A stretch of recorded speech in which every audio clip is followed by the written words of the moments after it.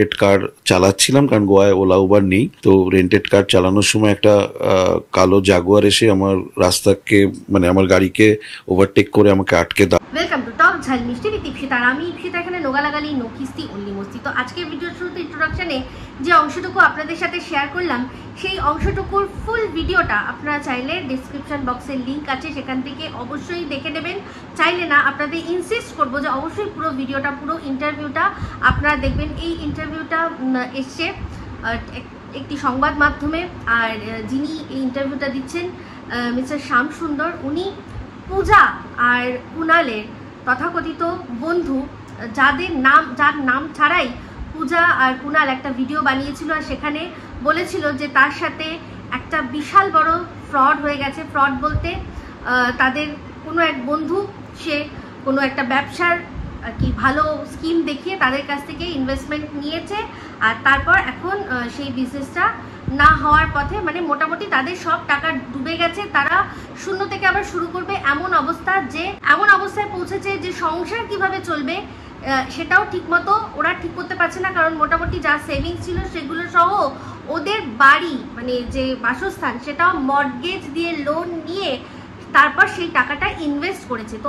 এখন সামনে আসছেন এই ভদ্রলোক, ইনি এসে দাবি করছেন যে এই যে পূজা আর কুণাল, তারা সম্পূর্ণ মিথ্যে কথা বলছে যে ওরা এই ভদ্রলোককে উল্টে কিডন্যাপ করে রেখে দিয়েছিল 4 দিনের জন্য গোয়াতে। তো সেটা আর সেই জন্য আর কি, আর তার শুধু কিডন্যাপ করে রাখেনি, তার উপর মারধর করে তাকে মানসিক আর শারীরিকভাবে টর্চার করে তার কাছ থেকে 26 লক্ষ টাকা আদায় করেছে, যার কিনা মানে রীতিমতো ট্রানজাকশানের পুরো রিসিপ্ট ওনার কাছে রয়েছে, ওনার অ্যাকাউন্ট থেকে যে ওদের অ্যাকাউন্টে 26 লক্ষ টাকা গেছে। তো যাই হোক, এখন বিষয়টা হচ্ছে এই, যখন পূজা আর কুণালের ভিডিওটা সামনে এসেছিল তখন সেটা নিয়ে আমি ভিডিও করেছিলাম, সেটা আপনারা দেখেছিলেন, আমার যত দর্শকরা আছেন আপনারা তাই দেখেছিলেন, তাই জন্য এর পরবর্তী আপডেট নিয়েও এই ভিডিওটা চলে আসলাম। তো এখন এই ভদ্রলোক যে শ্যাম সুন্দর বাবু, ওনার পুরো কথাগুলো শুনলাম, কিন্তু ওনার কথা আর ওনার যে আর কি উনি যা বলছেন সেটা থেকে আমার যা মতামত আছে সেটাই আপনাদের সাথে আমি শেয়ার করব। আমি সোশ্যাল মিডিয়ায় আছি, আমি একজন ইনফ্লুয়েন্সারও বটে, আর শুধু ইনফ্লুয়েন্সার নয়, আমি নেটিজেন, আমি নিজের নেট ইউজ করি, সেখানে আমি সবার ভিডিও দেখি। তো সেখানে যা ঘটনা ঘটছে তার একটা মতামত, দুপক্ষ শুনে একটা মতামত আমি দিতেই পারি। তো সেই রকমভাবে এটা নিউজ না, আমি নিউজের মাধ্যমে যা সামনে আসছে সেটাতে আমার কি বক্তব্য, আমি কি বুঝলাম, আমি কি উপলব্ধি করলাম, সেটাই আমি আমার দর্শকদের সামনে প্রেজেন্ট করব। অবশ্যই আপনারা, আমি বলবো যে আমার কথাগুলো শুনবেন, শুনে নিজের বিচার বুদ্ধি লাগাবেন, লাগিয়ে কোনো জিনিসের আর কি যেটা কনক্লুশন, সেটা আপনারা নিজেদের বুদ্ধি দিয়ে বিচার করবেন, ঠিক আছে? তো আমি যা শুনলাম সেখানে এই শ্যামসুন্দর বাবু উনি বলছেন যে 4 দিন আটকে রাখা হয়েছিল। তো সবার আগে যে প্রশ্নটা আমার মাথায় আসলো, যে যখন মানে এই শ্যামসুন্দর বাবুকে জোর করে আটকে রাখা হয়েছে, কোথায় না গোয়াতে, ওনার ফোন ছিনিয়ে নেওয়া হয়েছে। তো ফোন ছিনিয়ে নেওয়া মানেই আর কোনো জায়গায় তাকে নজরবন্দি করা মানেই উনি সেটাকে কিডন্যাপ বলে আর কি আমাদেরকে বোঝাচ্ছেন। তো যাই হোক, সেক্ষেত্রে ওনার যখন ফোন পূজা নিয়ে নিল, বা পূজা হাজব্যান্ড নিয়ে নিল, সেখানে মোটামুটি 4 দিন ওনার সাথে উনি কিডন্যাপড অবস্থায় ছিলেন, উনি এটা দাবি করছেন। তাহলে আমার বক্তব্য এই যে কদিনের কথা হচ্ছে, একদিন ছেড়ে ধরুন, যেদিন ধরুন 1 তারিখ যখন ওনার স্ত্রী দেখলেন যে উনি বাড়ি ফিরছেন না বা ফোনে যোগাযোগ করতে পারছেন না, অবশ্যই ফোনটা যখন ছিনিয়ে নেওয়া হয়েছে, ফোনটা নিশ্চয়ই সুইচ অফ করে দেওয়া হয়েছে, বা কোনো রকমভাবে সাইলেন্ট করে দেওয়া হয়েছে, বা ওনাকে ওনার ফোন কল ধরতে দেওয়া হয়নি। তাহলে এই 4 দিনের মধ্যে ওনার বাড়ির থেকে এই শ্যামবাবুর জন্য কি কোনো মিসিং ডায়েরি করা হয়েছিল? কোনো মিসিং ডায়েরি যদি করা হয়ে থাকে, তাহলে মানতে হবে যে হ্যাঁ, তার বাড়ির লোকরা জানতোই না যে উনি কোথায় আছেন। আর যদি মিসিং ডায়েরি না থাকে, তাহলে পুরো পরিষ্কার বোঝা যাবে যে এটা কোনো কিডন্যাপ নয়, উনি নিজের ইচ্ছায় কোথাও ছিলেন 4 দিনের জন্য, ঠিক আছে? এটা হচ্ছে পয়েন্ট নাম্বার 1। এবার হচ্ছে গিয়ে এই যে উনি যখন ফেরত আসলেন, তাহলে ওনার তো যখন আর কি নিজে উনি ছাড়া পেলেন, ওনার সবার আগে কোথায় যাওয়া উচিত ছিল? পুলিশের কাছে যাওয়া উচিত ছিল। তো উনি কি সেই সময় সঙ্গে সঙ্গে পুলিশের কাছে গেছেন, নাকি পূজা আর কুণাল তারা যখন ভিডিও করে তাদের সাথে কি ঘটনা ঘটেছে সেই সমস্তটা জানালো, তারপরেই ওনার এটা মনে হলো যে এটাকে এরকম ধরনের একটা রং চড়ানো যেতে পারে। তো আমার কাছে বক্তব্য একটাই আমার মনে হচ্ছে যে যিনি আর কি কিডন্যাপড হবেন তার তো উনি মানে ওই 4 দিন উনি কোথায় আছে সেটা জানার জন্য ওনার স্ত্রী আগে মিসিং ডায়েরি করবেন, সেটা অলরেডি আগে মিডিয়ায় চলে আসবে, আমরা সবাই জানতে পেরে যাবো যে শ্যামসুন্দর বাবু নিখোঁজ, খোঁজ উনি কোথায় আছেন, খোঁজ। তারপর গিয়ে হয়তো আমরা জানতে পারবো কোনো একটা কিছু ঘটনা আর কি সামনে আসবে। কিন্তু এখানে সেরকম কোনোই ব্যাপার না। পূজার বাড়ির থেকে বসে ভিডিও করলো, পূজা আর ওর হাজব্যান্ড যে ওদের সাথে কি হয়েছে, বাড়ি হোক বা ওখানে যে কোনো জায়গায় হোক, বসে ভিডিও করে তারা জানালো যে তাদের সাথে কি হয়েছে, আমরা সেগুলো শুনলাম। তাহলে এই ভদ্রলোকের বাড়ির থেকে একটুও কি ওনাকে খোঁজ করার চেষ্টা করা হয়নি? 4 দিন, একদিনের জন্য কিন্তু উনি নিজেকে কিডন্যাপ বলছেন না, 4-4টে দিন একটা মানুষ মিসিং, যার ফোন তার কাছে নেই।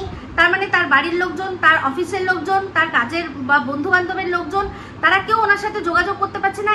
এইরকম একটা সিচুয়েশন, এরকম একটা পরিস্থিতি আজকের ডেটে আমাদের সমাজ যেখানে যাচ্ছে, যেখানে আমরা দেখছি একজন স্ত্রী তার হাজব্যান্ডকে হানিমুন করতে গিয়ে সেখানে তাকে প্ল্যান করে মেরে দিচ্ছে, প্ল্যান মাফিক একেবারে মার্ডার করে দিচ্ছে, সেখানে ইনি একজন বড় ব্যবসায়ী, তার যথেষ্ট আর কি ব্যাংক ব্যালেন্স রয়েছে, বা তাছাড়া তার বিজনেস রাইভেলরিজ রয়েছে, কারোর সাথে কোনো ঝগড়া হতে পারে, কারোর সাথে কোনো পার্সোনাল গ্রাজেস হতে পারে, এরকম নানান রকম কাজের দুশ্চিন্তা মানুষের বাড়ির থেকে আসে। সেখানে আমরা ওনার তরফ থেকে কোনো রকম কোনো মিসিং ডায়েরি, কোনো এফআইআর, কোনো জিডি আছে কিনা সেটা কিন্তু খতিয়ে দেখতে হবে। যেখানে কিনা উনি নিশ্চয়ই উনিও দেখছেন, আমরা সবাই দেখছি, একই পরিবারের লোকজনই পরিবারকে শেষ করে দিচ্ছে, কোনো ঠিক থাকছে না, বিজনেস রাইভেলরির জন্য, বিজনেসের জন্য, এরকম অনেক ঘটনা আমরা দেখছি। এই যে কিছুদিন আগে আমরা দেখলাম যে এই বাইপাস ধাবার কাছে এরকম একটি মেয়েকে এরকম শেষ করে দেওয়া হলো। তারপর দেখা গেল আরেকটা ঘটনা দেখলাম, যেটা কিনা ওই কসবার ওদিককার ঘটনা, সেখানেও দুজন ভদ্রলোক, 2 ভাই গাড়ি নিয়ে বেরিয়েছে।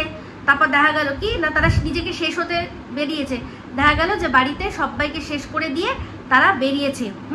আর শুধুমাত্র একটি বাচ্চা ছেলে, সে বেঁচে গেছিল, তাও পুরোপুরি অ্যাক্টিং করে, যে সে মরে যাওয়ার অ্যাক্টিং করেছিল। আশা করি বোঝাতে পারছি বিষয়টা।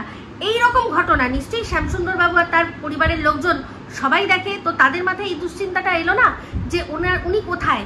তো কিডন্যাপ উনি যদি সত্যি হতেন, সবার আগে ওনার এই বিষয়টা সামনে আসতো যে একজন মানুষকে এরকমভাবে খুঁজে পাওয়া যাচ্ছে না, তারপর গিয়ে অন্য জিনিসগুলো সামনে আসতো। তাহলে এখানে এই পূজাদের ভিডিওটা আসার পর ওনার এখন হঠাৎ করে নিজেকে আমি কিডন্যাপড হয়েছিলাম, পূজাদের ওরা আমাকে আর কি এরকমভাবে রেখেছিল, এটা তো আমার সম্পূর্ণ মনে হচ্ছে একটা বানানো নাটক বা ঘটনা। হয়তো এই যে বিষয়টা, যে ব্যবসাটা ওনারা করবেন, সেই জন্যই কোনো মিটিং বা কিছু ছিল, যেখানে হয়তো পূজা বুঝতে পেরেছিল যে এই যে ভদ্রলোক যার জন্য আমরা আমাদের বাড়ি মর্টগেজ রেখেছি। এবার এখানেও আরেকটা পয়েন্ট, পূজা আর কুণাল ওরা বলেছে কিন্তু ওরা বাড়ি মর্টগেজ রেখে, বাড়ি বন্ধক রেখে আর কি ব্যাংক থেকে লোন তুলে আর কি ওনাকে বিজনেসের জন্য টাকা দিয়েছে। তাহলে এখানেও আরেকটা পয়েন্ট আছে যে সত্যি পূজা কুণাল তাদের দেখতে হবে খতিয়ে যে তারা সত্যিই কোনো ব্যাংক লোন, মর্টগেজ লোন নিয়েছে কিনা। যদি সেটা দেখা যায় তাহলে বোঝা যাবে যে এরা যা বলছে সব সত্যি। তো হতে পারে এরকম যে গোয়াতে ওরা মিটিং করছিল, এরকম ওদের মধ্যে কথা হয়েছে, পূজার হাজব্যান্ড হয়তো বলেছে যে না আমরা এই কাজটা করতে পারবো না, আপনি আমাদের টাকা ফেরত দিয়ে দিন, আপনি আমার টাকা ফেরত দিয়ে দিন, আমরা তো ব্যাংক থেকে লোন নিয়ে এইসব করেছি, এরকম হতে পারে। তো এবার ডেটগুলো দেখতে হবে যে কবে পূজাদের ভিডিও এসছে, কবে উনি টাকাটা ফেরত দিয়েছে, এই সমস্ত কিন্তু ইনভেস্টিগেশনের আওতায় রয়েছে। আমি এটুকুই আমার যেটা মনে হলো সেটুকু আপনাদের সাথে শেয়ার করলাম যে একটা মানুষ যদি কিডন্যাপ হয় তাহলে সবার আগে সেই কিডন্যাপের বিষয়টা সামনে আসতো। একজন মানুষ কিডন্যাপ হয়ে সেখান থেকে নিজেই উদ্ধার পেয়ে চলে আসলো, এটাও একটা ভীষণ বোকা ব্যাপার না? মানে নিজেই কিডন্যাপ হলো, নিজেই উদ্ধার হয়ে গেল, কান কেউ খাবার পেলো না। গোয়ার মতো একটা জায়গায় যেখানে কিনা সবসময় মানে বলে না কি গোয়া মুম্বাই এরা হচ্ছে সারা রাত জাগে, তো সেখানে গোয়ার মতো একটা জায়গায় এরকমভাবে একটা মানুষকে আটকে রাখা হলো। এমনকি উনি মারধরের কথা বলেছেন, তো মারধর হচ্ছে যখন নিশ্চয়ই চিৎকার চেঁচামেচি হবে। তো সেখানে গোয়ার মতো এমন একটা জায়গায় কেউ জানতে পারলো না ওরা যেখানে আছে, নিশ্চয়ই সেখানে তাদের কোনো স্টাফ তো থাকবে, ক্লিনিং স্টাফ বলুন, কুকিং স্টাফ বলুন, কোনো না কোনো মানুষ থাকবে, কেউ দেখতে পাবে না। এটা হতে পারে না, এটা আমি আমার ধারণা দিয়ে বলছি। এবার বাদবাকিটা আপনারা অবশ্যই দেখবেন, আমাকে আপনাদের মতামত জানাবেন। আর অবশ্যই এই বিষয়টা যেহেতু আমি একবার এই ভিডিওটা পূজাকে নিয়ে করেছি, তো সেহেতু আমি অবশ্যই এটার বিষয়ে আপডেট দিতে থাকবো। তো এখন অবধি আমার যেটুকু যা মনে হচ্ছে তাতে এই কিডন্যাপের গল্পটা আমার সত্যি করে বলতে গল্পই লাগছে, গল্পই মনে হচ্ছে। তো যাই হোক, পূজার সাথে ছিলাম, পূজার সাথে আছি, যতক্ষণ না পর্যন্ত ওর ওপর সন্দেহ করার মতো কোনো জায়গা পাচ্ছি অবশ্যই করব না। আমি অবশ্যই পূজার সাথে আছি। আর আপনারা আমার কাছে আমার কমেন্ট বক্সে আপনাদের মতামত জানাবেন। আর এই ভিডিওটা ভালো লাগলে অবশ্যই একটা লাইক করবেন, চ্যানেলটাকে সাবস্ক্রাইব করে রাখবেন, আর কমেন্ট করে জানাবেন আপনাদের মতামত, ঠিক আছে? তো অবশ্যই শেয়ার করে দেবেন আপনাদের বন্ধু বান্ধবদের সাথে, যাতে যদি সত্যি কোনো বলে না, আমাদের দেশের আইনের একটাই ভিত, সেটা হচ্ছে 100টা অপরাধী যদি ছাড়া পেয়েও যায়, কিন্তু একটাও নিরপরাধী যেন কোনোদিনও শাস্তি না পায়, ঠিক আছে? তো এই জন্য যে নিরপরাধী সে যেন শাস্তি না পায়, আর অবশ্যই চাইবো অপরাধী যে সে তার যোগ্য শাস্তিটা পাক, ঠিক আছে? তো এই বিষয়টা নিশ্চয়ই নজর রাখবো। তো এই ভিডিওটা এখানেই এন্ড করছি। যদি ভালো লাগে লাইক শেয়ার কমেন্ট করে পাশে থাকবেন। তো সবাই ভালো থাকবেন, সুস্থ থাকবেন। আবার আসছি খুব শীঘ্র একটা নতুন ভিডিও নিয়ে। Me Ipsita signing off. Love you all.